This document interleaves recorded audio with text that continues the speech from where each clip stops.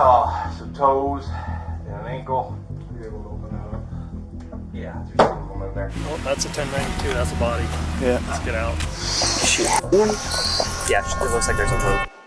Bloody, gruesome, and straight up horrifying. These are 12 times when good cops discovered horrifying crime scenes, starting with the case of 51-year-old Donnie White, a Cedar Rapids resident who not only killed his girlfriend, but left her dead, decomposing body out in the open for everyone to see. Inside of the blanket. So I think there's a body inside of a grocery cart. Right there. Yep. In February 2025, the Cedar Rapids Police Department received a 911 call about something unusual sitting in the open and drenched in blood. Emergency. Hi, I was just at, and there's a grocery cart behind the garage, and it looks, there's a blanket or something in there. It's got blood on it, and it looks like the shape of a body inside of the blanket. So I think there's a body inside of a grocery cart behind the garages. Okay, chill out. There's a very obvious body. Okay. Wrapped in blankets, bloody. Okay. Head's wrapped, legs are wrapped in this shopping cart. Okay. I'm just going to put this around both Yep. these garages Yep. for you. So Nice. there's a lady in the blue coat, the one that found it. Okay. She's worried, she knows who it is. Okay. She's not being cooperative as far as giving me information. The officers had just found the lifeless body of 38-year-old Brittany Hopkins, and to make matters worse, she appeared to be at least 3 months pregnant. Following the discovery, the Cedar Rapids Police Department kicked off an intense 5-day investigation that led them to the home of the suspect, where they'd discover even more horrifying revelations. Cedar Rapids Police Department search warrant, come to the door! I'm at the name. Closed door. Closet right. Closet right. Clear. Go, we'll get this. Clear. Hey, pull back. I got it. I hold it. Go for it. You got more with me? Let's take this. Yeah, working on with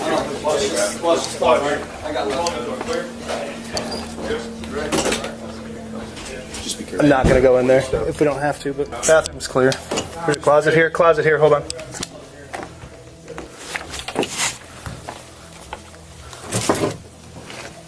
Looks clear. Clear in here. All right. Clear. Clear. All right. That's the crime scene. We double check all the small places with the TV being on, just confirm. It was like bleach and stuff poured all over the carpet. Okay, perfect. That's who you knew as Ray Ray? That's who you knew? That photo right there? Yeah, that's it. That's her. In his apartment, the officers had found a large discolored patch on the carpet, a bloodied hammer, and the duct tape he had used to bind the victim, but the victim was nowhere in sight. As a result, they were left with no choice but to interrogate the suspect's family members, who had been in contact with him the entire time. I put her in a push cart and rolled her out of here. You know, and I'm like, oh my God. And I wouldn't let him send me the picture, but he did send it to me.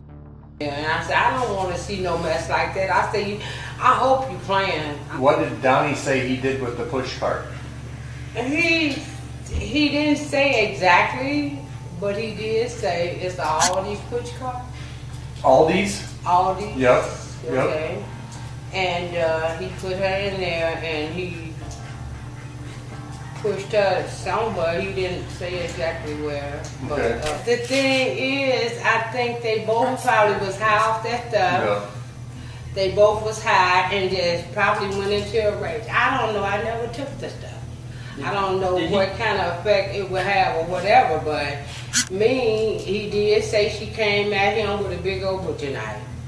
And he probably freaked out too. The only thing he told me was she came after him with a butcher knife and I took that.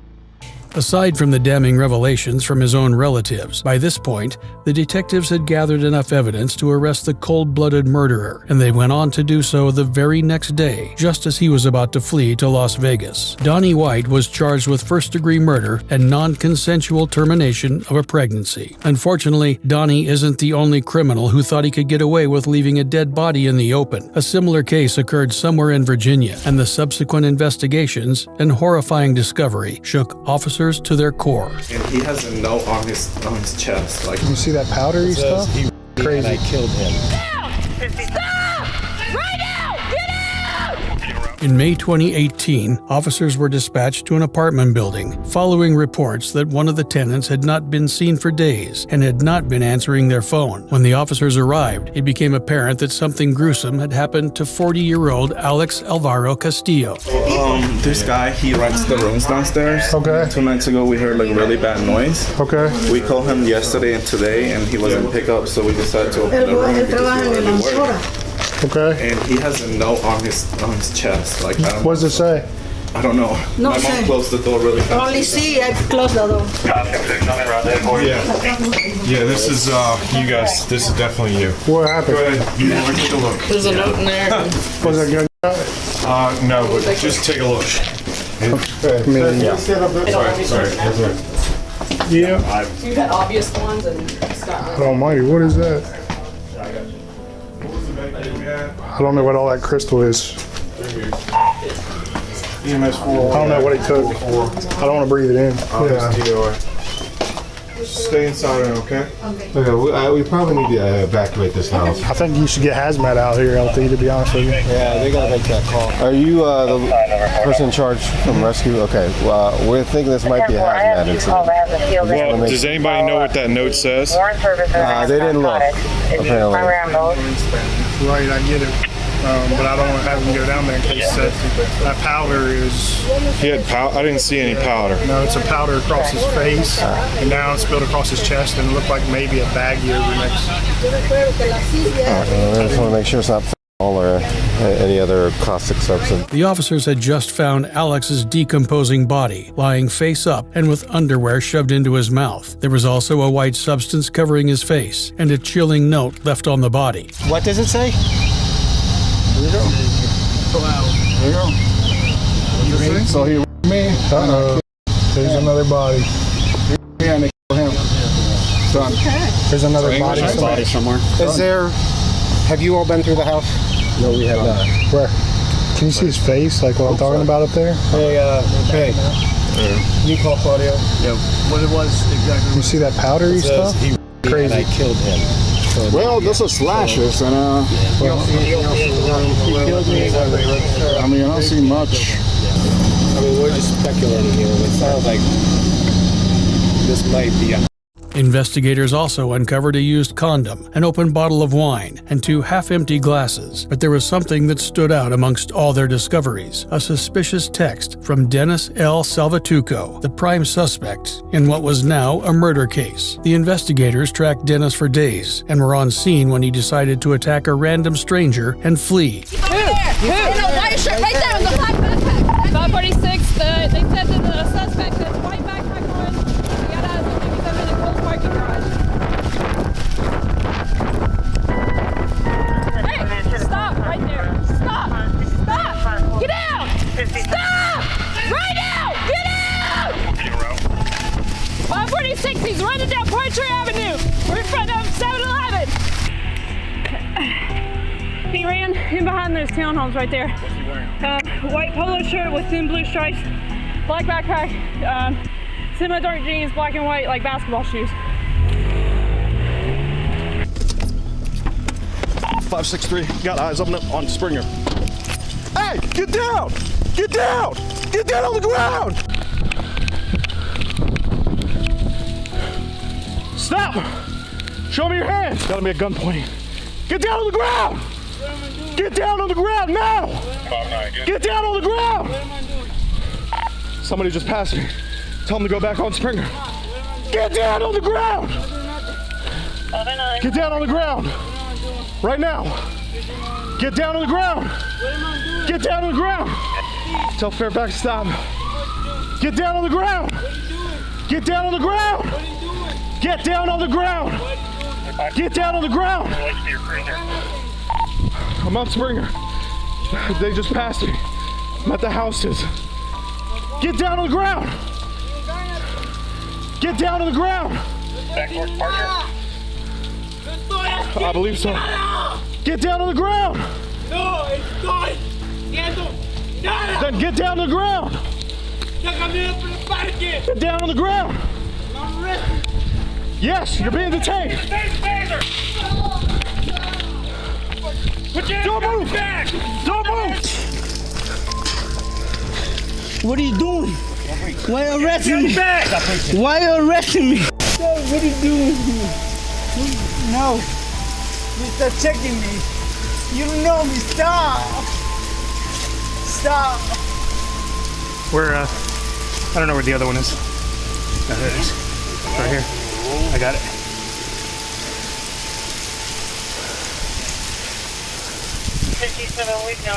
Nice. Hey, stop messing around, man. Hey, you guys want to hold him here? I'm going to bring my car up here. Hey,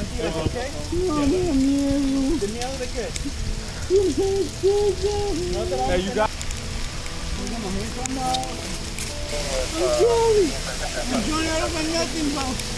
all right, man, come on. You got to walk.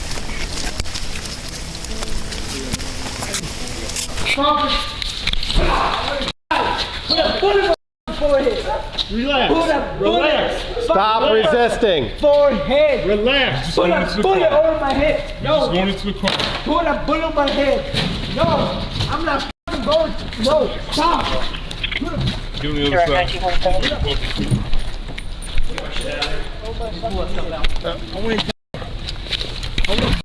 Relax.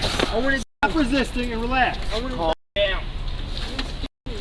Somebody else would get a. Following a brief foot chase, Dennis was finally arrested and his belongings confiscated, but the officers didn't find his phone on him. He had tossed it during the pursuit, and it would take days for them to track the device. Where'd you get this? Where'd you get this? I'm the guy that. What guy? In there. What guy? The guy is type of other guy. The guy that's the other guy? Yeah. Oh, he gave you this phone? No, he leave in there. Oh, he left it over there? Yeah. Where'd he leave it? In there. And then I saved it for him. Where's in there? You're pointing over there. In there. In there. On the side? Yeah. So where's that knife that he had? I'm not, Where's the knife that he had? Like, put it in the pocket. I know you told me that before, but if he put the knife in the pocket, why wouldn't he put his cell phone in the pocket? No, I'm not putting it in the pocket. Jeez. Are you going to jail? No, you're not going to jail. I promise you, you're not going to jail. All right? I can say that because I know that I'm not taking you to jail. So I just want to know, where did he put the knife? No, he put it in the pocket. Uh-huh. In the pocket. Okay, he didn't put it anywhere else?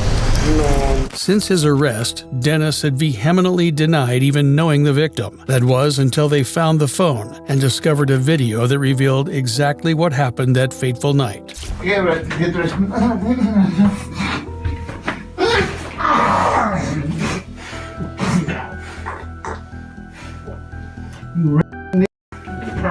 You did. You raped me. You did. Motherfucker. You raped me. Remember? I was young. Didn't know what the fuck I was doing. Following the revelation and the mounting evidence against him, including finding his fingerprint on the death note, Dennis was charged with second-degree murder, ultimately receiving a 40-year sentence for his actions. Our next case takes us to West St. Paul, Minnesota, where a misunderstanding between two housemates led to one of the worst stabbings ever seen in the region. Jesus Christ. And we started wrestling. I ran and got a knife to defend myself. Okay. We got to the room. I got to his door. He was still attacking me.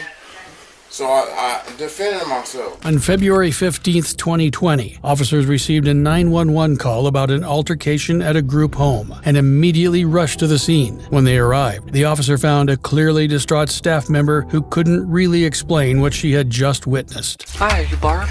What's going on? I was screaming. Okay. I went to the door. What do you mean, client? this group home. Okay.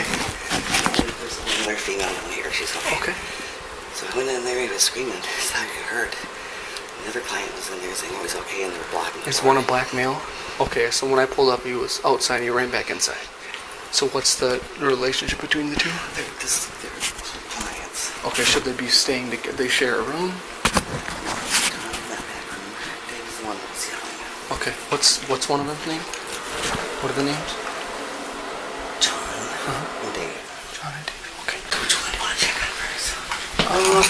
If any of those doing anything bad with them. Okay. This is John or Dave? John. What's going on? 2636. Start me medics. Can you watch him? Make sure he doesn't get up for me. Stay right there on the ground. I'll check on him. You go over here. Dave. All right, you go over here. Ma'am, go check on him. Make sure he doesn't get up. Dave!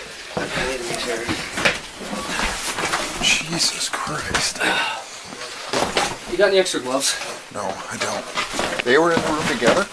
I guess I saw the black guy running in. He's still alive. Get medics coming as quick as they coming. can. Was he stabbed? I don't know. I just found this guy in here. He went right on the ground and put him in cuffs. All right, go get him. We have one male. Looks to have multiple lacerations to the face. He is breathing, but unconscious. 2648. Call our on-call investigator and get him in route as well. Dave. Can you go stand out there and let medics in when they get Dave. Yeah, go ahead. You bring us an AED. What the You still breathing? I don't think so. Hey, go ahead. We don't know. We got called up here. We got called up. We got called up here because he, two people were in the room. We found him like this. Teeth are all over. Start getting pictures for me. Let me know if you see any serious lacerations or anything, okay? Hey. I'm just saying, why don't you let me talk, man? What do you got? This guy busted in my room, attacking me. Okay. Stripping my clothes off. Okay. You know what I'm saying? We started wrestling. I ran and got a knife to defend myself. Okay. We got to the room. I got to his door. He was still attacking me. So I defended myself. Okay. Are you okay? Man. Okay, where's the knife at? Threw it away. Where? Man. Where's the knife at? You don't have it on you, right? No, I don't have it. Okay. Alright. Was it just you two involved? Yeah. Alright. And then the ladies called y'all. Although the suspect, 38-year-old John Adams, claimed he had only defended himself, it seemed very unlikely that he was telling the truth, especially after he tried discarding the murder weapon. I got aquafina in there. I'm sorry, sir. Huh? After all that wrestling and all that, it's in this fridge. The knife is? It's water. It's water. What's in your fridge? In here in this fridge, water. I know, but you just got to chill out for a second, okay? Who else is You here? got blood in your hands? Yeah, who else is here? Ladies, June and Barb. Hey. Everyone's called you. Okay, where are they at? I don't know. Downstairs or outside? Okay, what's your name? John. John? Yeah. What's up, man? I'm Patrick, okay? What's up, man? Hey, can you switch out with Draz for me so I can get him to help me? Yeah. That's fine. Just stay where you are. You guys want us to start a log? What's that? You guys want to start a log? Yeah, just, yeah, if you can get all their names, call them, the SAR investigator, watch him for me. Absolutely. We'll be out here. I'll start with that and then we'll do the log after. Thanks. Cone. Hey, I need to go over here. I'm pretty sure this guy's dead. Do you want, there's like footprints in the snow. I don't know that we should walk in there then. You know what I mean? But over here there's like fresh footprints in the snow and I don't want to walk through it. Right. Right, yeah, I don't know if that could be it, absolutely. Yeah. Wants to go look over there? Yeah, you guys could just check there and just check that spot, make sure you're positive. Yeah, there's blood too. Oh yeah. So let's just leave it. Let's secure this. You want to stay with it? I'll go grab crime scene tape here too. I can grab some. What's that? I can grab some. Okay. I'll stay here with her. Despite the best efforts of the paramedics, the victim, 68-year-old David Eugene Ron, who had been found unresponsive and with multiple stab wounds, was pronounced dead at the scene, and John, who had a history of mental illness, was charged and sentenced to 367 months in jail for second-degree murder. As for the next suspect, he didn't need to be mentally ill to commit one of the most horrifying murders officers had seen in a long time. It's a 1092, that's a body. Yeah. Let's get out. I'm the last one that saw her before. In March 2020, a distressed mother called the police, claiming her daughter hadn't returned home from band practice and was incredibly worried something had happened to her. Her friend that had her, I talked to him. He dropped her off at the high school down here at 4 o'clock with some guy. And I go, what guy? And he goes, I don't know. She just said my new friend. Tall, white, cowboy-looking guy with a green truck. And now nobody can find her. None of her friends. Her phone's not on. Okay. I don't know where to. I don't know what to do. Has she ever did this before? No. And all we know is that it was a green truck. We know nothing else about the individual. No. The boy said it was an ugly green F-150 from the early 2000s. Is there any other friends that were with Bryce, or it was just Bryce? It was just Bryce. And she was with him, and then he dropped her off, and he had no idea who this guy was? No, and he even said it seemed sketchy. And I'm like, well, why'd you leave her? Why'd you leave her? Did Bryce happen to mention it if it was a Nevada license plate? Did he see that much? No, he didn't see anything about the truck. He said he was a pretty good distance away from it. So he dropped her off and then she walked quite a ways? She didn't want him to just pull up to the vehicle? Her request was to stop away from the vehicle so she could walk? He said he dropped her off right in front of the school, and then she walked into the parking lot. Her best friend And his name was Bryce, right? said that she's been talking to a guy named JT. She says she doesn't know anymore. She just keeps calling him JT. With no other info on her daughter's new friend, the officers had no choice but to talk to her best friend, 16-year-old Bryce Dickey, who had picked her up from practice and dropped her off with a total stranger. Sunday, around 11, I started texting, got a few texts from Brittany, just asked if I wanted to hang out. I said sure, get ready and stuff. Told me she could meet me at Angel Park because she said her dad was doing band practice. And then went to town, called her when I got into town on 5th, and then picked her up at Angel Park, drove around, went up towards Mountain View, asked what she wanted to do. Said she had no idea, said, why don't we just go drive around to Spring Creek since we got more room over there. So we went back over the hill, just started chatting, talked about her finishing school, how school was going for me. Kept driving around, and then we were over in the horse palace section, and my dad called me asking if I could come back home. So I told her I needed to go. Asked her if she wanted me to just drop her back off at Angel Park, and she said that she wanted me to drop her off at the high school to meet her new friend, and said her dad was going to pick her up later. So then came over here, pulled in right over there, gave her a hug and stuff, and then she got out. I pulled out and then started heading that way, and the F-150 was over there, but I didn't know that was where she was going at that time. And then got about right towards where it opens up, and then looked back, and they were both standing outside the truck. And then I got to the turnout right over there by the middle school, and then the F-150 was in motion. So you picked her up at 1:30. Where did you guys go? I mean, you said you were with her for how long? Dropped her off at 4:30, so that's three and a half hours. I'm sure that you didn't drive around for 3.5 hours. That's a waste of gas. No, I drove around for 3.5 hours. Okay. That's all you did for 3.5 hours? That seems really odd that you just drive aimlessly around. That's what I do almost every day. So you just drove around, you didn't stop anywhere? No, we didn't stop at all. We literally just kept doing circles drove around towards the sports complex, looped back around, went to the housing section. I just think it's kind of odd. I think you know more than what you're telling me. I'm being honest, sir. I mean, not a bad way, but any of my friends, you can ask, that's what we do most of the time, is literally just drive around Spring Creek for hours. Well, I'm thinking you know more about Brittany than what you're actually confident. I've been doing this for a long time, and I usually can smell somebody that's leaving out something. So what are you leaving out? I'm not leaving out anything, sir. There's nothing that I'm leaving out. You haven't had anything from her since Sunday, that's it. Although Bryce's story sounded a bit too rehearsed, the officers let him go before issuing a press release about Brittany's disappearance and pinging her phone, all to no avail. It wasn't until an independent search team called in with a disturbing discovery that the investigators finally got the breakthrough they had been hoping for. It looks like a human head to me. Yeah, it looks like a chest cavity in the dark hoodie or something. We walked over here on this side.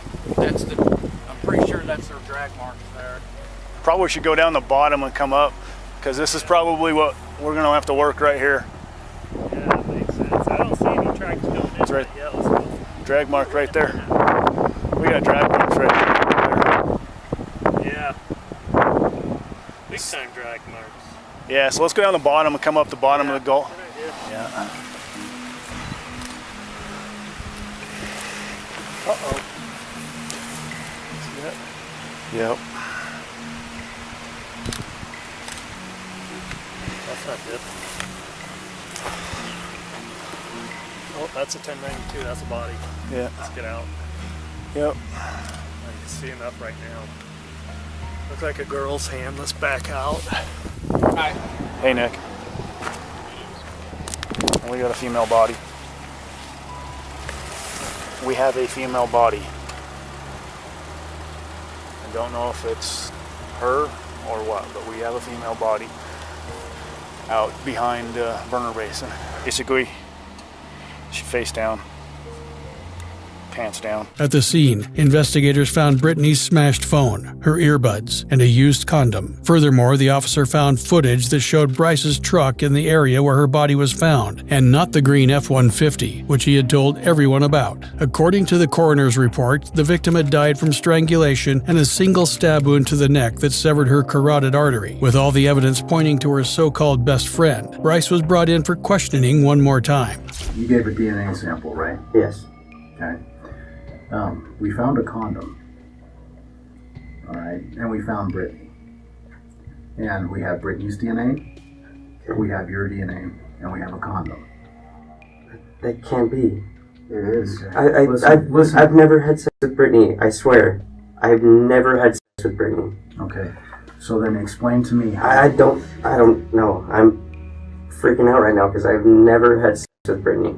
Okay. I've never had sex. To me how a condom has your DNA on the inside and her DNA on the outside, because that doesn't make sense. No, it doesn't make sense, and I don't. And you can understand my concerns. Biggest concern I have is you could see that we have some footage that kind of contradicts what you said. Yes, sir.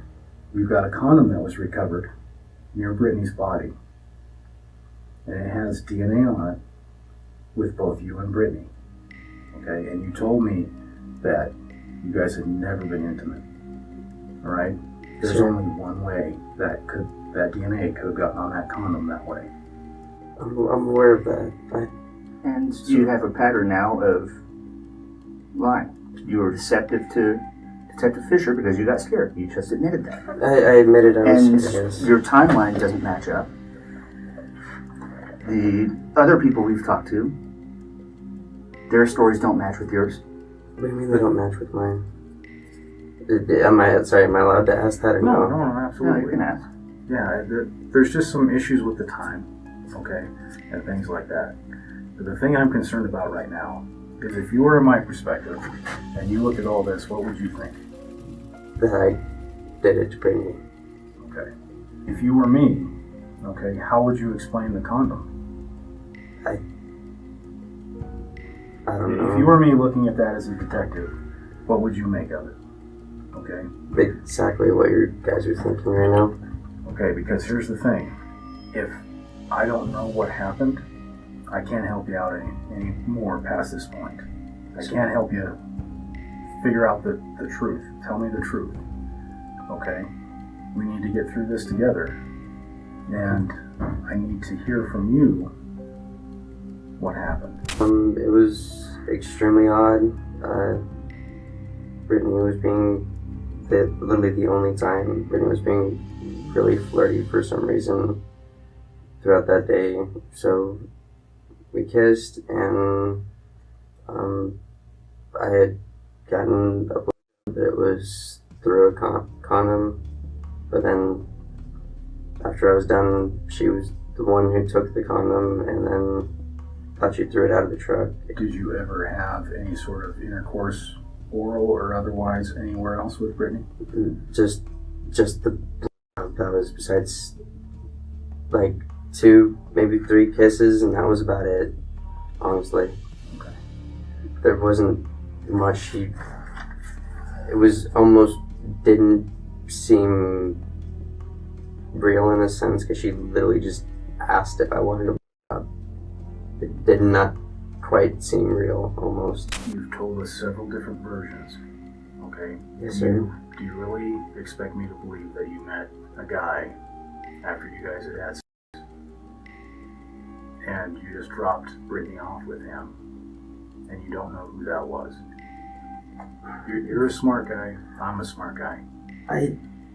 Okay. I've met him, but I honestly don't know who he is. Bryce was lying through his teeth, but it didn't matter. A search of his home ultimately uncovered blood-stained boots, a sweatshirt, and a possible weapon hidden in one of the boots. In the end, Bryce was charged with and found guilty of murder and sexual assault. He was sentenced to life in prison with the possibility of parole at 64 years old. Unfortunately, Bryce's betrayal of Brittany's trust is not the only time a suspect has brutally murdered the people closest to them. And when you say you had to, what did you have to do? Joe. Okay, you had to kill him? I think this dog was shot too, so some of the blood may be coming from the dog. And my dad had a knife, and my sister had a sledgehammer, and then I killed him.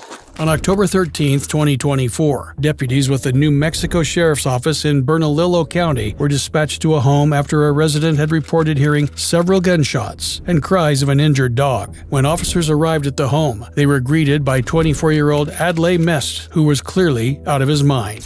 It is, sir. My family rushed me. Rushed you where? In my room. What do you mean? With a knife.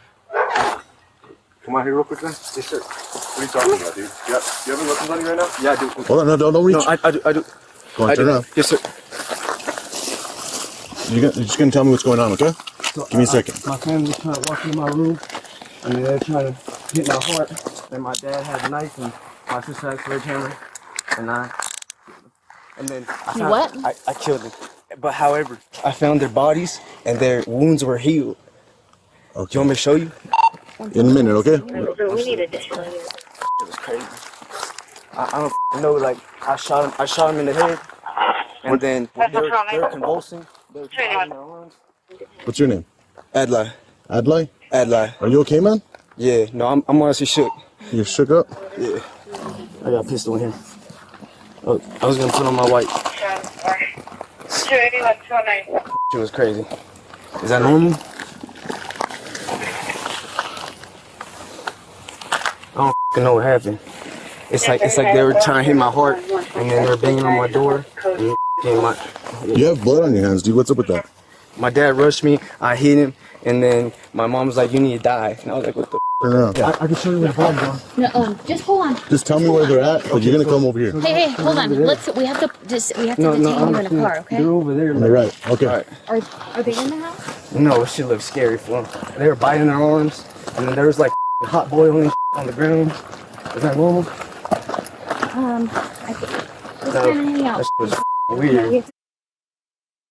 Did you use that gun at all? I did. You did?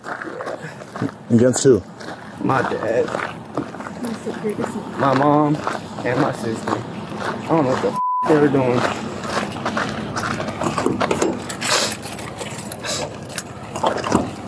Hold on. Understood. This just started. Go sit down. We're going to talk to you in a little bit, okay? After securing Adlai in the cop car, it was time for the deputies to enter the home, but nothing could prepare them for the absolute horror Adlai had unleashed on his own family. Bernalillo County Sheriff's Office! Anybody inside? Come out with your hands up, open and empty. There's a knife too right there. Moving up. Splits, right? We'll take it to the showroom. It's going to wrap around to the right on the whole hallway. Cool. There's another canine here. There's a lot of blood. Sheriff's Office! Shell casing. Looks like someone was dragged. Yep. I think this dog was shot too, so some of the blood may be coming from the dog. Please don't kill me, officer. I'm not going to kill you, dude, but I need to know where they're at. Alright, did you see that dog? I can show you. No. Okay, so no. Where are they? Are they inside the house or outside the house? They're in the backyard, so I was going to bury them. So there's a Subject gate. saying they're There's a in the gate backyard. with the trail. Gate with the trail, and then you're going to want to take a right, and there's going to be another gate, and you're going to go down. I can lead you there. Do you have a specific location or? Okay, I got him. Oh, 3 deceased, 1 possibly looks like a juvenile. Did you see their corpses? They're foaming out the mouth. Are they still convulsing back there? Can you find the bodies? Yeah, we found them. Their wounds healed though. Is that normal? That's not normal. They're like black out the mouth. Did y'all take a picture? And did you see that grabbing this dog? Adlai was either distraught or suffering from a mental distraction, and the answer to that question became apparent during his interrogation at the station. First off, is English your first? Around 9 p.m. we're like facing, there's like seismic wave. So I was just aiming at cell towers, top of Big Bend, top of Seattle. And then I was hearing a lot of seismic waves and a lot of women were hurting. So then I helped the woman pull coins out of her vagina and then healed. And I aimed out a submarine. And next thing you know, the seismic waves would have stopped because they're only down for like 30, 40 seconds. And next thing you know, those seismic waves wouldn't stop. My family starts convulsing. And then 9:30, convulsing, just loses consciousness, rushes me. And then around like 9:30, 10, my sister would show up, as I was told. And I'm talking about they're doing the illegal rappers. Can I write something down? Sure. So when I continued the knowledge, around like 8, 9, whatever, like seismic, which was SEISMIC. Cell towers, Big Bang, World Super Big Bang. Sure. And when you say you had to, what did you have to do? Kill. Okay, you had to kill him? Okay. And they lost consciousness, and I don't know what they do. They're raising, they're riding back. And like half an hour later, eating bodies. They were eating bodies? Grabbing the dogs, and then I had to shoot the dog. You had to shoot the dog? And I was winning with everything. I was clean, but then I heard the police call. A thorough search of the home uncovered multiple shell casings, a bloody meat tenderizer, and a knife, tools he used to murder his family. According to Adlai's record, he had been diagnosed with psychosis, presenting with command auditory hallucinations. This basically meant he was hearing voices in his head, and as soon as the detective left the interrogation room, one of those voices commanded him to do the unthinkable. Look, he has his own brain. That's what I'm saying. I'm commanding you. What is he doing? Angel, come on. Open the door. Let's go.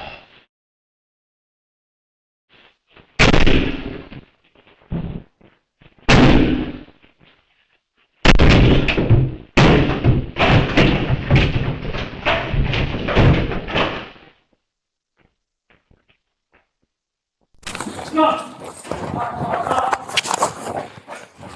Put your hands down. Turn around. We're gonna die about it. Turn around.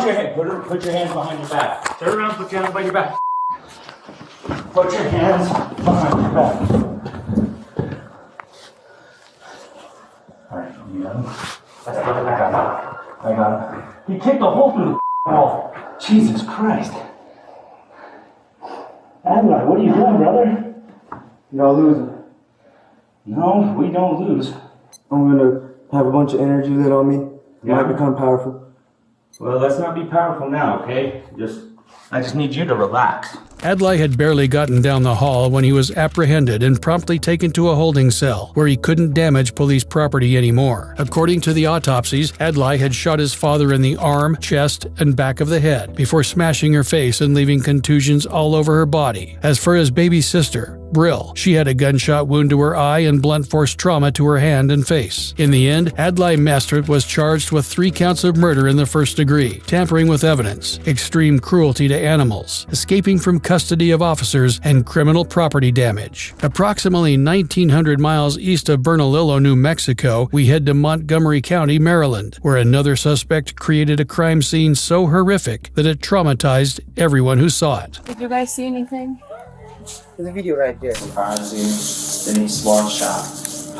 Multiple times. This one right here might be one for the books. On December 8, 2022, officers received reports that there had been a shooting at a dash-in convenience store and that one of the store's employees was quickly bleeding to death. Unfortunately, when police arrived at the scene, it was evident that the worst had already happened. Where is he?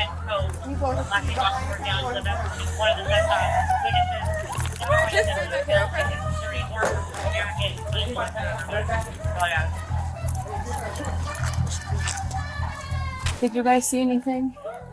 There's a video right there. Right, yellow.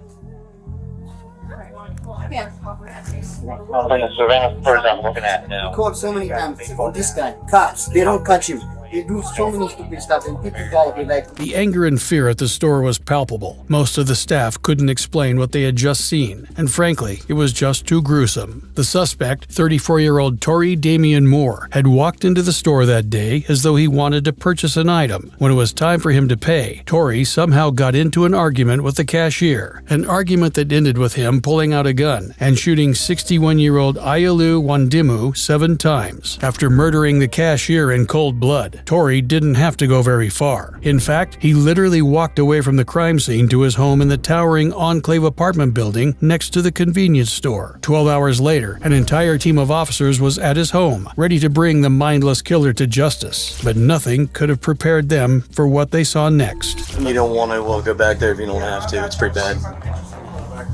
It's cold. I know. It's cold. Why you want to sip in cold? Alright, we're here. Listen to me. Grab a seat, my friend. We'll close it though. Just grab a seat, my friend. Actually. Copy. I'm gonna try and get you some clothes and get you out of here, okay? Mike, you think a female? Yeah, it's a female. Could this be mom? FYI, I'm hot, obviously, but could this be mom? Yeah. I don't know. No one else was supposed to be in this apartment. Anyone search him? I have not. To my knowledge, he has not been searched. If we just want to check the pocket. They searched me. I know, we get it. We do it like 5 times, brother. It's just procedure. Oh, hold up. My phone? I need to text my mother and send her some money. Where do you think it is, sir? Huh? The phone? I think it was. I saw it plugged. Okay, we'll make sure, man. Yeah, they'll bring it. Maybe that's not mom. The last thing anyone expected to find was another dead body. Their investigation had led them to believe that the suspect lived alone and was only sporadically visited by his mother. But after hearing him ask for his phone to text his mom, the detectives knew it was someone else. Little did they know that there was the body of his 8-month pregnant girlfriend. It was all part of a horrifying story. Tori had no problem talking about it when asked. We was coming from somewhere, and she had she wanted to use the bathroom, but I'm like, oh, we probably the street from the house. You know what I'm saying? Like the bathroom on there. Right, yeah. So I'm like, why? You know, she wanted to argue, but I stopped anyway. I'm not boxing that person. First thing she right, and she fell all the way to the ground. Like she's slicing it. Like I didn't push you that hard. You see how much bigger she is than me? Right. But I didn't push you that hard. Right. You know what I'm saying? So you slice it. So it's like now I'm trying to help you up. You know, come on, get up, stop playing. You know what I'm saying? So and it's just like you just trying to make me look like I'm under the bag now. So then I get in the house. And we still like fighting and wrestling or whatever, you know what I'm saying? And I ended up throwing up again. You know, that was on the side where she was at, but she was still living. You know what I'm saying? Right. We were still like going through it then. You know what I'm saying? When I left her, she was still living. While me and Denise was fighting, right? I picked up a sword. You feel me? Because she had the stick. You understand? But I knew I didn't want to stab her with that. You feel me? I knew she was pregnant. I didn't want to, you know what I'm saying? I wouldn't want to stab her with the sword. All right? So I threw it. Sword band. And she picked it up. All right? Okay? You tried to stab you with it? Or did she actually stab you? You have any marks on you? But that's why you had to shoot her, because she had the sword. Is that what you're telling us without telling us? According to the autopsy, Tori had fired 7 shots, killing his girlfriend, which happened a whole 2 months before she was found in his apartment, meaning Tori had been living with her decomposing body for weeks. In May 2025, Tori Moore was convicted of 2 unrelated murders and given 3 consecutive life sentences for the brutal killings. Next, we're at the University of New Mexico campus, where an ordinary game night between teenagers turned into a night that would live forever in their memories. Pulls a gun out of his waistband, unloads the magazine, racks it back, throws it on the ground, does a backflip, and then runs off. Lay on the ground. Do something. It all started when a worried mother made a very distressing report. Went on there? So my stepson called. He has my son. He's 15. There was 3 of them playing a video game. They heard gunshots. Did they see anything, or just they weren't involved, or did they just heard it? As far as I know, my stepson says that they just heard it. But they left the room, and they didn't see my son, my biological son. That call alone sent the entire New Mexico Police Department into a panic. To make matters worse, officers would receive another call detailing an extremely bizarre moment. Hi, I would just like to report something my friend and I just saw in a lot near the tennis courts. Okay, what's going on? We were just parked there and with the windows up, and someone was trying to speak to us outside the car, and we ignored him, and then he brandished a gun, like a firearm, and he unloaded it and threw it on the ground, and then we just drove away. He pulls a gun out of his waistband, unloads the magazine, racks it back, throws it on the ground, does a backflip, and then runs off. By this point, it was obvious that something unusual was going on at the campus, but there was no way they could have known that everything was connected in the most diabolical way possible. They had also received reports of multiple broken windows and a shirtless person running around campus, possibly armed and overdosed on drugs. As a result, when they finally reached the campus, most of their efforts were channeled into finding the shirtless suspect and not the missing 15-year-old. Wait, these are the pants from that dude, isn't it? It's on 21. All right, here you go. Yeah, this one. No.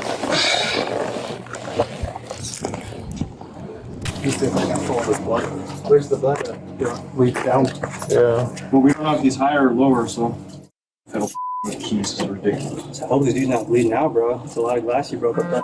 Hey, dude. Where did you see the glass from? So it's on the other side. It's on the roof. So he broke 3 windows over there. And the clothes, Sarge, look like the pants of the kid that flashed the gun. While the officer continued to search the campus for the armed suspect, they got an update from the local hospital stating that 2 teens had walked into the hospital and seemed to have witnessed the entire thing. One of them had an injury to the head, apparently from a gunshot that barely grazed him, and although he was willing to talk, the second teen had a problem telling officers what had happened just minutes earlier. And then Dad, he's sitting right there. The bullet shoots, it goes flying past my face and it hits him in the head. And then blood just starts going everywhere. He has so much adrenaline. What was he wearing, John? He had no shirt on. He had no shirt. And did he have light blue jeans by any chance? Light blue jeans? Yeah. You need to be honest, you're not even in trouble, bro. Well, when we got there, they were kind of drinking and stuff. Okay. And then I cracked one open, and then I took a sip of it, and I placed it down, and I go to hop on the game, and then that's when everything starts going off. As soon as the shots went off, we were trying to hide under the bed or trying to get down because we didn't know what was happening, and we didn't know if he was still in the room with the gun. We were trying to yell and stuff, and then that's when I just cracked open the window open, and then we just went looking out right there. His little brother is My little brother is still there. I don't know where he is. What is his name? His name is Michael. At the time, it had been an hour since Michael's mother had called 911 and complained about her missing son, but the officers were more focused on finding the armed suspect. After waiting a while, Michael's mother became restless and decided to head to the campus herself. You want police? May I help you? Yes, there is still no one here at this room for Michael Lamont. They're on the way. You guys keep saying that. I don't see a police outside. I don't see an ambulance. Like, there was a shooting. There was gunshots. Someone got shot already and is at the hospital. Right now, my partner is grabbing the RA. Okay. That way we can just key into the room after we knock and announce, okay? Okay. What I'm going to have you do is you're going to stay out here. I have no idea, ma'am. I'm still trying to figure out the whole situation. But there's nobody in the room. We're currently outside of the room. The window's broken on the outside. You guys haven't gone in? Not yet, ma'am. Which room is it that you're looking at? Over there. The one with the light on? Okay. The blinds are... It's open. Okay. 10-4, 17 PD. Just annotate on the CAD. There's an open window to the room, possibly to the room with the blinds broken and the window's open. I'm not making approach yet. I'm waiting for somebody else to come out here so we can make our approach. I'm gonna go around the bush and try to get up there. And I'm gonna try to see if I can look inside if the suspect's on there, okay? 1227, knock on the door. Yeah. You going through the window? You want another person? Yeah. What's up, buddy? Hold the air for 1 second. We're gonna try to make entry through the window.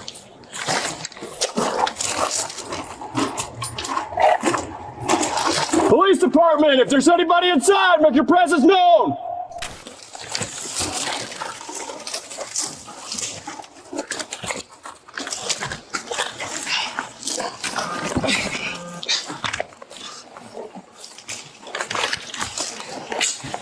Okay, Jesus Christ.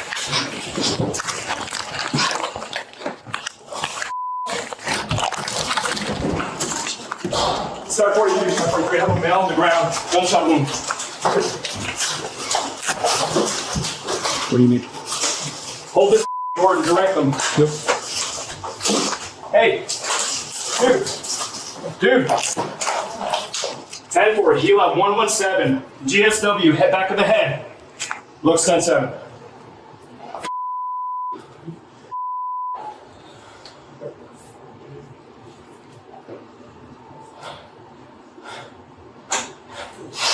God damn it. Inside the room was the missing teen, slumped on his chair, with a bullet hole in the back of his head and drenched in a pool of his own blood. It wasn't what anyone had expected, and in all the commotion, the shooter managed to slip away, abandoning the firearm used on the roof of the hostel. With nowhere to turn, the officers returned to the teenager who was willing to talk to them, hoping to get more information. We were like about to load up a game, and then John Pork and my brother Michael, they were like at that little desk, and then I didn't even know what happened. Like, we were loading up a game, and then we just heard a shot go off, boom, and then all our ears start ringing, and as soon as he shot, he looked right at us, he shot, it went flying past my face, and it hit, and I think that was the bullet that hit Daniel in the head, back here, and then, but once that first shot went off, we were like, what the, and then he turned at us right away, and then he just started just kind of unloading the clip on us. And then we were trying to take cover. I go under the bed. Daniel's like trying to hide behind something. He's just bleeding all over. And then I don't know where Michael is. And we're trying to say like, stop, stop, stop, stop, stop, stop, like stop, like trying to yell him like stop. And then Daniel's like trying to yell like safe, safe, safe, safe. Like John Pork, it's okay, bro. Like stop, stop. And then I guess in the dorm there's 2 windows. So he went out under the window. And then we didn't know he left or anything. So we were just trying to get out the other window where Dan in his bed and his like carpet and his little gaming area is. We got out that window, we opened it, and then we pushed it, and then we just got out from there, because as soon as he booked out from the window, I didn't know if he still had a gun or if he was still on campus, so we just tried to get kind of far. And I didn't want to bring Dan to the hospital right away because I didn't know if John Park would be waiting here. So I just wanted to call my mom or call someone so we could help, because I was freaking out. And I don't know where my little brother was. I don't know if he was dead or alive. Yeah. Convincing as he sounded, there was one little piece of information he was leaving out, a very valuable piece of information that would let the officer know just what kind of party they were having. And he tells me that they were in the dorm, just chilling, and Zion and his friend, don't know the kid's name, like Daniel or something, they were playing video games. The guy that was talking to Michael, I guess, flipped his shot Michael in the head, and I guess Zion said the bullet went through, and I was like, oh my gosh. Throughout his interrogation, Zion had failed to mention that he had actually seen the bullet go through his half-brother's head, and that wasn't the only thing he left out. As the investigation progressed, detectives eventually got hold of the campus's CCTV footage, and it became apparent that Zion knew all along that his brother had been killed. He had even returned to the room after the shooting, just to grab a black bag before fleeing into the night. Does he usually carry? Is he usually armed? Sometimes he'll keep it in his backpack because he sells, I think, weed or Nick. I don't know. He traps or something. I don't know what it's called. But with the investigation progressing smoothly, the detectives ultimately tracked down the fourth person in the room and brought him in for questioning, where he would reveal what actually happened to his friends. Let's take, what is it? Tabs, acid tabs. You wanted to take it with some cocaine, and Zion brought more cocaine so we could try it. Me and Daniel took like a thing of, what is it, acid, and then I remember Daniel was peer pressuring me, take another line, take another line, take another line. And I remember to the point where I couldn't even think. I remember I just remember blacking out. And then I remember whenever I was on top of the roof, I just remember I had Zion's Glock 19 on me, and I was just like out of it. I didn't even know where the heck I was at. I remember I kept calling my dad. I was like, I think I got laced or something. I was like, I'm on top of the roof, UNM. I was like, I think I just shot 2 people. I'm like, I don't know, I'm losing my mind. No, he was trying to call his Uncle Steven, and he was calling my son Uncle. Well, at what point did like the guns get brought out? Like while you guys were hanging out? As soon as we started hanging out. Like Dan and Zion just had their guns out? Yeah. Or how did that go? They just have their guns out, yeah. Mm-hmm. Is that like a regular thing? Like, does that happen every time you guys like hang out in like a private area like that? Pretty much. With his confession, it became obvious that this was a drug-induced party gone horribly wrong. Investigators also searched through the phones of all 3 teenagers and uncovered a horrifying truth. According to the official police report, both Zion and Michael were involved in illicit drug sales, with 14-year-old Michael coordinating the deals and Zion handling the deliveries. Several months later, Zion, Michael's half-brother, was charged with 2 counts of tampering with evidence, contributing to the delinquency of a minor, and possessing a controlled substance. His close friend Daniel was charged with 2 counts of possession of a controlled substance, contributing to the delinquency of a minor, and tampering with evidence. As for the shooter, he's received multiple charges, including second-degree murder, aggravated assault, and aggravated battery with a deadly weapon. As if letting your baby brother bleed to death wasn't bad enough, this next suspect not only did the unimaginable, but also tried to hide it from the world. On July 7, 2021, officers in Millerville, Maryland were at the home of suspended Baltimore police officer Eric Banks Jr. following reports by his estranged wife that their 15-year-old son was missing. After knocking and waiting for several minutes, Eric finally came out the front door, sweating profusely and telling stories that seemed far-fetched. Hey, how you doing? I'm doing good, boss. And yourself? I'm doing good. At a 4-1, I'm out with him. What's going on today, man? You're supposed to be serving peace protector order. Supposed to be serving it on you or on both of us? Okay. The judge just ordered us to stay away from each other. Okay. Sit down, buddy. Sit Do you all have some sort of like court order agreement on custody or something? My oldest, I know he ran out the back door somewhere. All his stuff out the back door. He ran out? What's going on, boss? I know you get DJ. I know you're getting tired of seeing us. Where's DJ? She called him and he went out the back door. He's not here. No. You want to come in? Just let you know you're being audio. Oh, hey, I know. I see y'all got the body cam. Yeah. He was like, do you have a phone? Huh? I took my phones back. Okay. Yeah. So all the phones are on my plan, separating everything. And you have no idea where if you just let a 15-year-old walk out of your house with all his bags packed. No, his bag's at the back door. I literally told him, wait for your mom to get here. The police supposed to come here to serve her a piece of protective order. The judge told her to call you guys before she comes to. I'm not trying to get in trouble. I understand. So she's supposed to call you to come meet y'all. You have no idea where DJ is. Honestly, bro, no. With no phone or anything. You can check the ADT. It shows when he ran out the door. I believe you, but I mean, I'm not gonna fight. I'm not gonna do that. Listen, man, it's a 15-year-old boy. Having a phone probably would have been, if he's walking out of the house, probably would have been a good idea to leave him with, and you can work out those kinks later. But see, this is the thing. This is getting messy, man. Yeah, I tried to tell him. I said, sit here, wait for your mom to get here. I went upstairs. Before I can come downstairs, he's already going out the back door. So I guess she coordinated, because she's somewhere in the area, I'm presuming. Yeah. So she pretty much coordinated with him to come out there. Okay. Found out about the whole situation. His mom. That's neither here nor there. But this is what I'm trying to tell you. Me and him sat at the table. He cried to me yesterday. He said he don't want this separation. Like, he know we'll be separated before. He said he's tired of it. He's tired of feeling like he has to choose sides. He's a teenager. He knows where he don't want to be. He's like, I don't want to be in separate homes. That. And we said that to him. I said, DJ, it's nothing really we could do. I'm not going to change the way I love you, care for you. We had a whole deep heart-to-heart conversation. Today, we went to court. The judge awarded him, and I called him. I said, DJ, I guess your mom told the judge you wanted to go with her, and you're going to Arizona. He's like, what? And I was like, well, start packing your bags, because you're going with Arizona with your mom. Unfortunately, I guess you're not coming back here. And that was just that. She called him.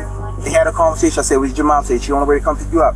He said, yeah, but she's supposed to come here. I said, well, we're going to wait, because before she come here and there's some type of altercation, there needs to be police here. They can escort her, grab her, whatever she needs to grab, and go about this peaceful. Next thing you know, I went upstairs, I come out. So do you think did he leave here because he didn't want to go with his mom either? That could be. He could be like hiding out at a friend's house. I mean, yes, yeah, that's what I'm saying. Opinion. Yeah, in my opinion, I think that probably is the best, because if he told her he's somewhere he's not. Text messages from her, I have food for you, okay. Yeah. So it sounded like he wanted to go be with his mom. Yeah. So that's what I'm saying. All right, just put the bags inside for now, and we'll try to fix this. As suspicious as Eric's entire story sounded, he somehow convinced the officers not to enter his home, after making it seem as if the 15-year-old they were looking for was actually outside, doing his best to stop his parents' separation. After searching the area for another half hour, the officers returned to Eric's home. They had no lead and knew they were running out of time. I just want to make sure he's out of the house. That's fine. I'll do it with you then, since we're here. Hey, Buck, can I go once and make sure he's not hiding? Yeah, so they about to walk in. If he's about to walk in, we got the house. All right.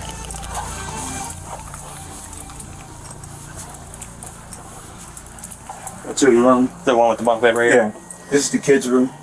DJ! This is my room right here.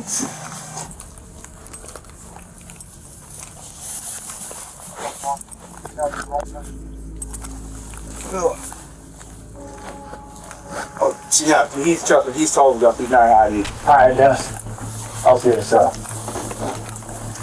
Is this always down? No, this is where my safe is. Yeah. So this is where my guns go. Okay. You got your little light on your side? Yes, I do. You got a light back up? Okay.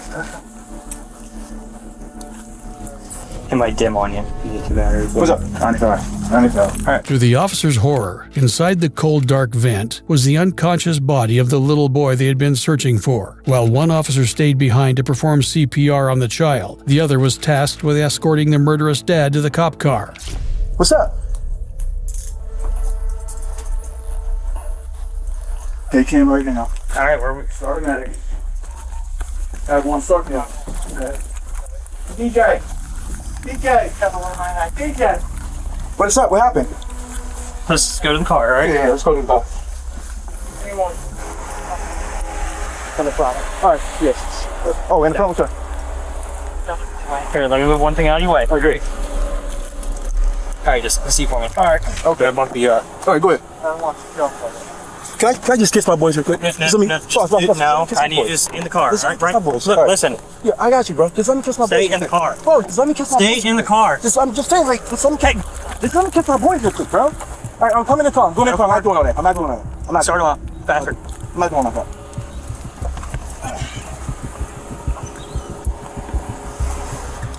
After you just... Here, listen, just all right, do it. stand up, Here. turn around. Don't do anything. I'm not. Stay in the car. Stay in the car. Stay up against the car. Okay. All right, now get back in. Hey!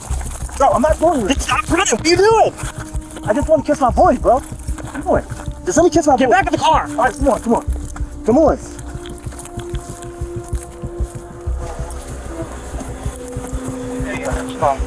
The mom is parked at the corner of Hilltop. Stay in there. You're not coming out no matter what. All right, bro. And we're trying to grab a gun.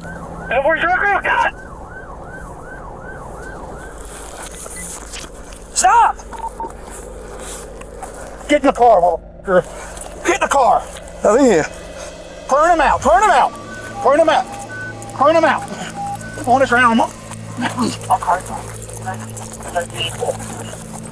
Correct. Okay. 4448. 3.2 now. What? Stop. I can't stop. Yes, you can. It's on my wrist. And my hands going numb. Are you on your side? You gonna stop? Yeah. My hands going numb. All right, turn them on the side. But hold on. I told you broke it. It's numb. All right. Stay where you're at. Stay here. I am staying here, but I told you broke it. All right, move your legs. All right, take a deep breath. I am. All right, listen. You're wiggling around a lot. It's gonna make it worse. I know. All right. Well, I want you. We're done. We're done here. I want you to be done now. We're gonna take you to the hospital. All right. Well, let's just not wrestle anymore. It's just too hot as shit today. I know. You sweating? I'm sweating. Can we be done? I want to be no, bro. Like, all right, well, let's go to the hospital and talk about it. We don't need to wrestle on the ground. Is that helping anything? No, it's not. All right. Eric had the officers search his home, hoping it would clear his name of any suspicion. Fortunately, he had also forgotten to completely close the vent where he had stashed his dying son after strangling him minutes earlier, allowing the officers to discover his gruesome secret. Following his arrest, Eric Banks Jr. was charged with first-degree murder, second-degree murder, and child abuse resulting in death. In September 2025, he was sentenced to 42 years in prison for the murder of his stepson. Our next case also involves a father, but this time, he suffered the tragedy of burying both his wife and teenage son. On the 25th of May, 2020, at about 6 p.m., 50-year-old Matthew Moore realized he hadn't seen his wife all day and decided to report her as a missing person. When the officers arrived to speak to Matthew about his wife, they found him oddly calm for someone who couldn't locate his wife. Hey, how you doing? My wife's missing. Matt Moore. No, Officer Hollis. She's uncharacteristically missing. Okay. So I have her wallet's here. She carries a wallet. Her ID's in there. With some money. Her phone's here. Car's in the garage. I've been up since 10, probably. 10 a.m. today? Probably. Guessing. When I got up this morning, all I did was look on my phone, find my phone, and it said she was here. I just figured she was in the other room. Eventually I got up, I walked around, she wasn't here. She forages, she goes for walks, and she picks wild edibles. That's kind of her hobby. She goes around here. It's a real short walk, it's 15 minutes the most. A lot of the time I was like, well, maybe she's just out doing that. But so you would know where we could look if we need to go that way? Yeah, but I mean, it's public, it's on a bike trail. I mean, I don't know why she would stop there. I have a gut feeling right here. It's when my son died, same feeling. It's right fucking here. It's awful. This is so unusual. I'm dying. I'm afraid something happens. This is not normal. Yeah, this isn't her. Has she ever threatened to harm herself? Ever done this before? No. Okay. Is y'all's relationship healthy? She never threatened to leave you or anything like that? No more than any other relationship. All right. So I see that the bed was made. Did you do that or she did that? That is I just noticed that. You're right. I didn't make the bed. She did. That bed was made when I got up today. I didn't make it. So she was, I'm guessing, here this morning. Where was her cell phone? Was it with her wallet? Yes. Okay. I'm gonna go talk to my supervisor real quick. He's gonna help start circulating the area you told me about. Just give me just a second, and I also want to contact St. Anne's and see maybe if she's over there. Sir? Okay. You don't have to knock. Come on. All right. So we found a little bit of information. We still don't know where she is yet. Your neighbor saw her in the garage between 9 and 10 a.m. this morning. This morning? This morning. 10 in the morning? Yeah, around 9, 10 awesome. o'clock. Can you show me her vehicle? Is it better to go inside or this way? Let's go this way. Put your keys in the car.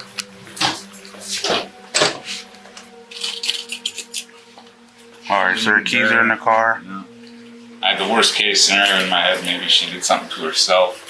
So I started. Do you have any reason why? That's what I'm. You know what I mean? I would hate to even think about this thing here. It doesn't belong here. What do you mean it doesn't belong here? It doesn't belong. That's where it belongs. Right there. I just noticed it. I took it and put it there. Now, can she reach that? Because she's very short. I don't know.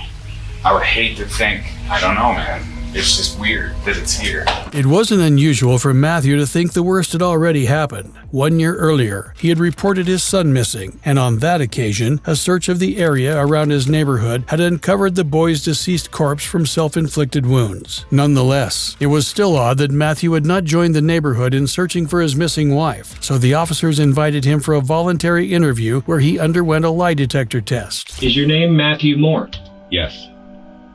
Are the lights on in this room? Yes. Do you know where Emily is? No.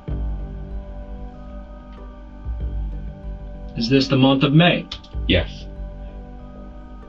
Did you kill Emily? No. Are we in the city of Westerville? Yes. How do you think you did? Good. I mean,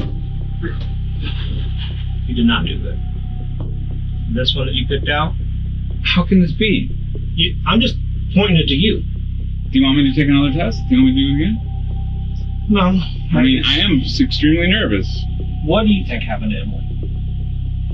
She would say that if she was going to do it, she would do it where she would be easily found, and she wouldn't want to cause any problems. So since she hasn't been easily found, is it plausible that she didn't kill herself? I don't know what to tell you. I wish there was something I could tell you. I love my wife. I want my wife to come home. She's dead at this point. She's dead. Well, realistically, she's dead. She's not going to float out of the clouds. You found her body? No. This is very odd. Now I'm suspicious of what's going on now.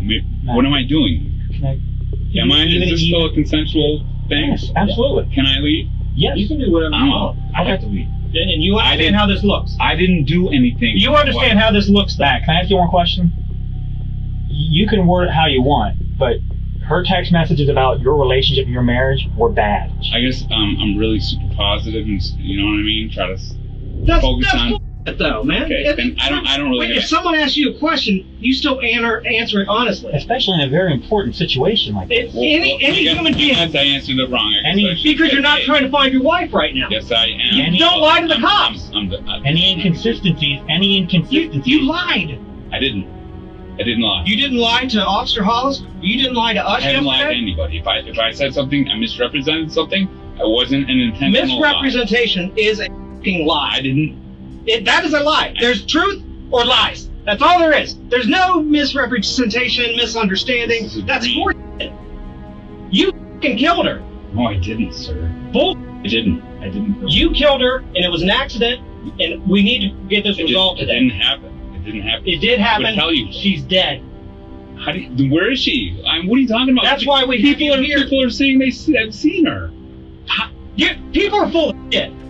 Her phone says you're full of shit. That thing's full of shit.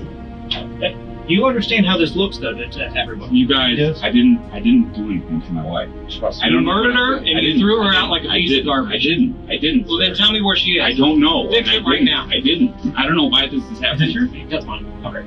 I get my phone back. No.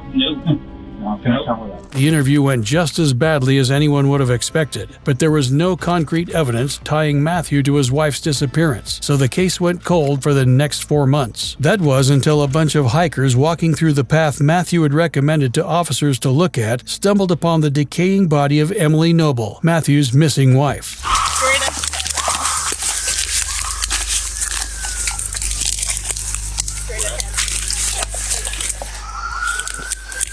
All right, back out. Hey, get them out of here. Set up crime scene tape. Yep. This is. Been there a long time. Yeah. What was it? May?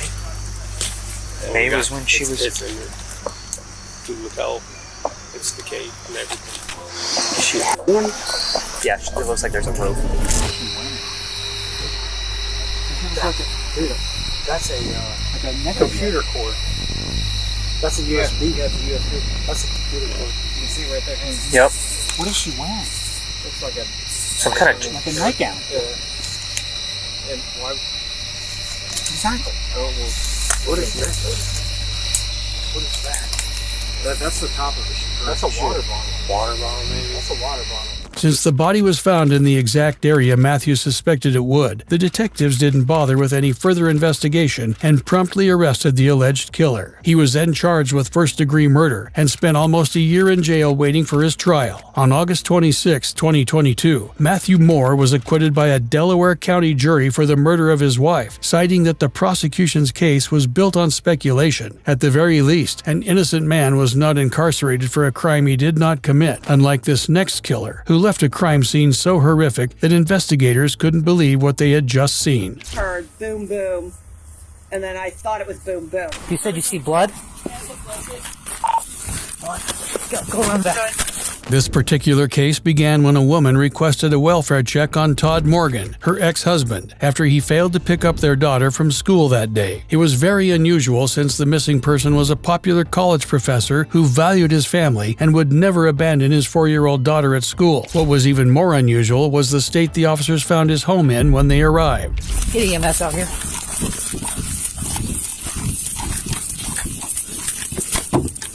Oh boy.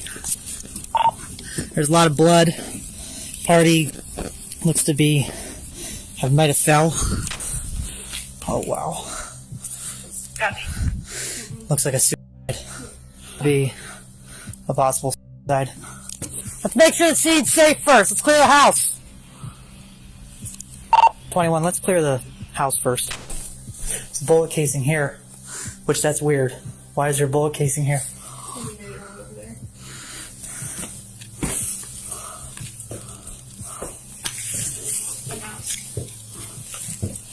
Anybody in here?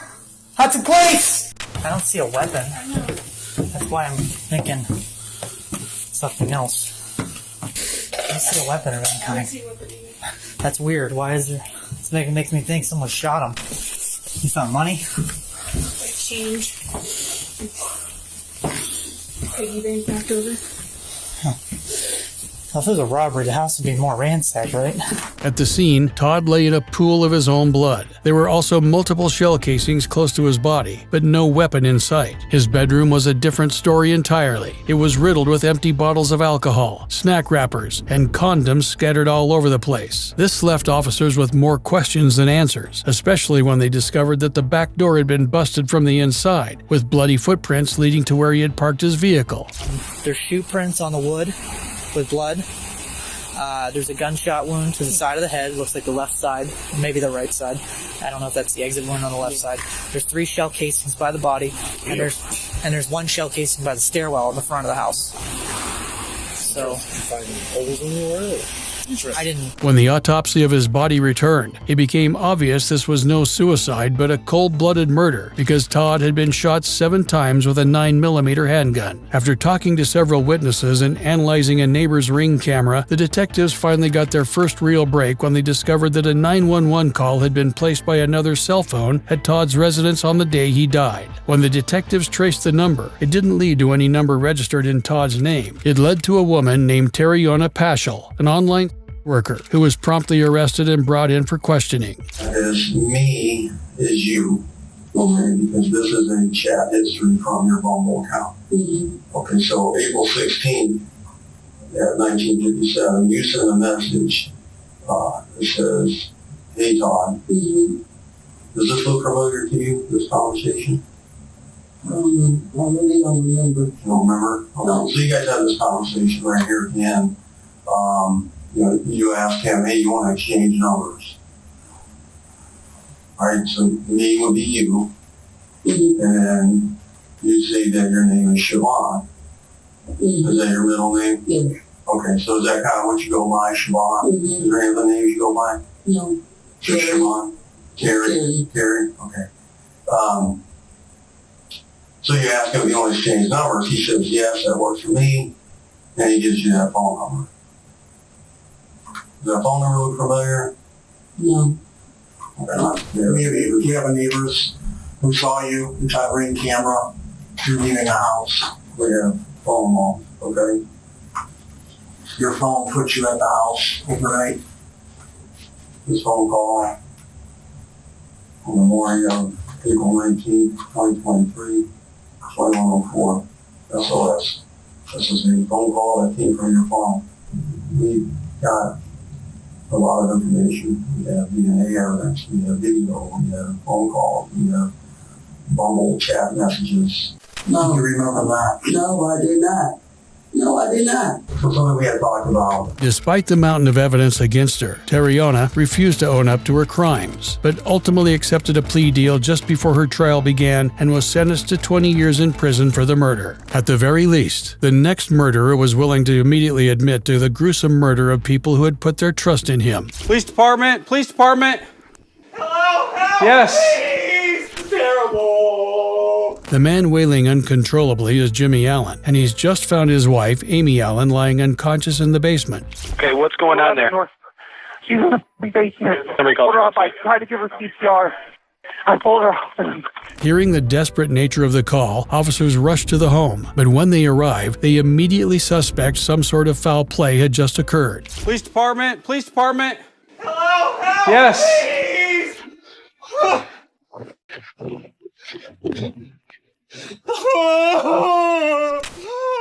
How long's she been down? Do you have any idea?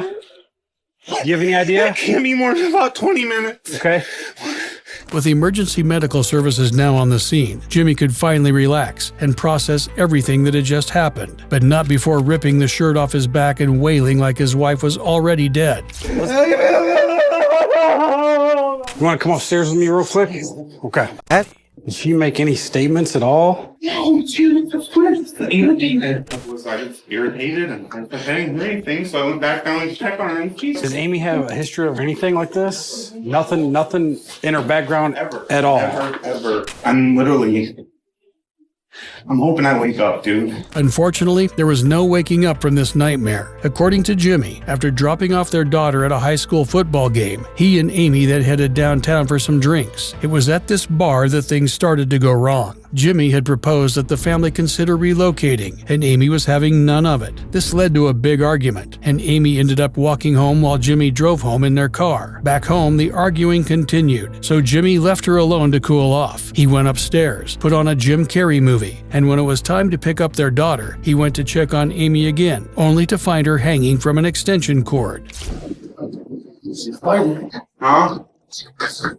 What? Says she's fighting. Dude, go. What is this? Oh, I don't know what to do, Mom. I don't know what to do. Oh, this is terrible. I gotta talk to the cop. Despite all of Jimmy's dramatic posturing, the officers weren't convinced that Amy had killed herself. The officers observed that the basement ceiling wasn't high enough, and that Jimmy seemed to be frustrated when he heard that Amy was still fighting. After months of investigation, the detectives charged Jimmy with the murder of his wife. After about 6 hours of deliberation, a jury found Jimmy guilty of second-degree murder, and on October 21, 2021, Jimmy was sentenced to 20 to 45 years in prison. Although his family members, including his daughter, remained skeptical about the jury's decision, everybody involved in this next case had no doubt who the killer was.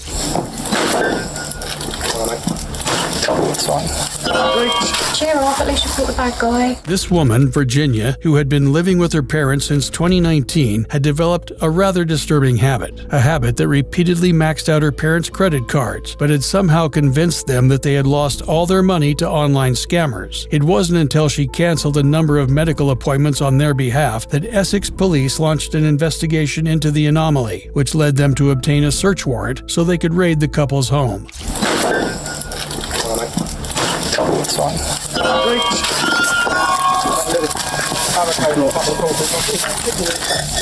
No one in here at the moment. Hold on. The police. Got it. Stay where you are. Stay where you are. Show me Stay where you are. Show your hands. You here? Jenny? Yep. Jenny? Cool. The time is 12:12. You're under arrest on suspicion of murder against Jonathan McCulloch and Elias McCulloch. Okay? You don't have to say anything, but it may harm defence. You did not mention when questioned, social life or anything to do so with the evidence. Okay? Alright, your arrest is necessary for a prompt and effective. Is there anything in the pocket we should know about? Yes, there is. Can I take you to it? No, you can tell me. Can we go in there for a second, just so I can tell you something about what's in there? Yeah. Thank you. And then Yeah, I want to tell us the only something reason about I what's said I need to tell you something about what's upstairs on the top floor as well. It's fine. Yeah, okay. It's a bit more quiet, sir. Is it here? Yeah. Yes, mind your feet, so obviously we can Honestly, I'm not that phone. No, it's fine. I know, but obviously I've got to be careful. My dad's body's in there. Right, okay. Yep, okay. Obviously I'll Where about your mum? a little bit more complicated. Okay. That's why I said, can I go upstairs and show you? Right, can you explain it to us, please? Because we're trying to preserve this. It's now going to be seen, so we need to preserve this the best we can. So I don't want you to have you walking up there, all right? That's for your well-being as well as ours. Oh, no, Okay. So where will we find your mum? Where will we find your mum? Okay, so upstairs there are about 5 wardrobes. Yep. It's behind the bed at the back next to the sink. I've slipped a pile of those into his drink. There were about 2 or 3 drinks that I brought downstairs. And yeah, they were basically, he didn't drink all of them. He only drank probably about half of 2. But yeah, when I went in the morning, this was before my mother. When I went in the morning, early hours, I got up about half an hour early, about 6 o'clock in the morning, came in and he was gone. According to the suspect, on June 17th, she had prepared a dosage enough to kill her unsuspecting parents. Her dad, John, consumed the concoction without suspecting anything and was dead the very next morning. Still seeing that her mother, Lois, had refused to take her medicine and fearing that she would discover the gruesome secret, Virginia bludgeoned her in the head before stabbing her to death. I did know that this would kind of come eventually. It's proper that I serve my punishment. So,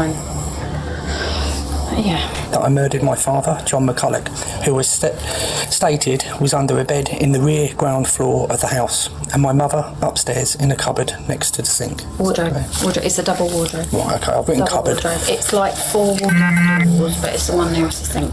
Double wardrobe. Cheer up, at least you caught the bad guy. I'm just waking up today and done my job. No.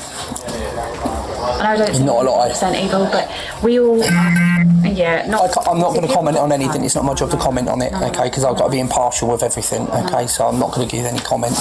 No, well, I mean, I deserve to obviously get whatever's coming sentence-wise, because that's the right thing to do.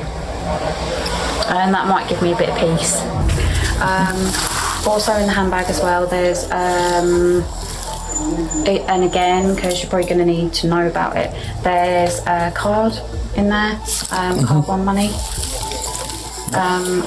And that's a bank card where there's a lot of transactions that have taken place over the last few years. What?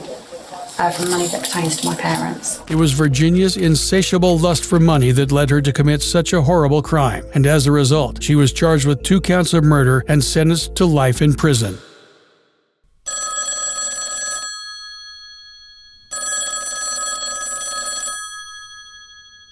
Click on the screen as I dive into more cases like this.